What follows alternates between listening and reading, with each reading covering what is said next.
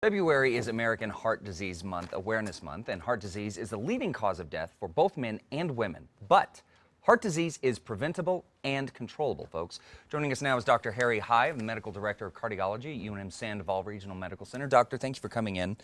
Something that's very important to me, and I think important to a lot of people, heart disease, is, as you were saying, this is the #1 cause of death in the United States. Is that right? Yes. Okay. So tell us a little bit about what the cause of coronary artery disease is. Okay. So the first thing is, how common is it? Let me just tell you. Not only is it the most common cause of death, the worst part is that many of these deaths happen suddenly, without any notice, without any symptoms, and therefore it is equally devastating, very devastating to a family or a business in which but most of these are men and women who are in their middle age, therefore they are often at the height of their careers, and suddenly they're gone. Suddenly they're gone. And yeah. of course, all of us have had the experience that somebody that we knew, an uncle or a grandfather or a co-worker, he was fine yesterday, and you hear the next day he had a massive heart attack and he died. So heart attack is a very serious matter. Sure, and that's why prevention is the main thing. Okay. So say half the people die right away. There's no way to even resuscitate them. By the time the resuscitation team gets to them, they are already gone. Right.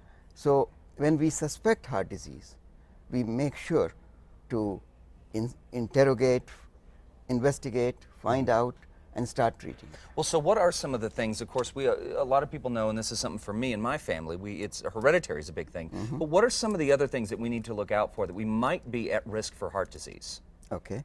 Well, there are what we call risk factors, and there are about 6 of these risk factors. The first factor is high blood pressure, which is uncontrolled. Okay. That promotes the development of heart disease. Second is diabetes, and if it is uncontrolled, it devastates the heart. In fact, diabetes, I teach students and residents. So I say, what is diabetes? And most people would say diabetes is a condition in which the sugar is out of control. That's not the way a cardiologist defines it. Diabetes is a disease of the heart and blood vessels. Okay. In which the sugar also goes out up Right. in some cases.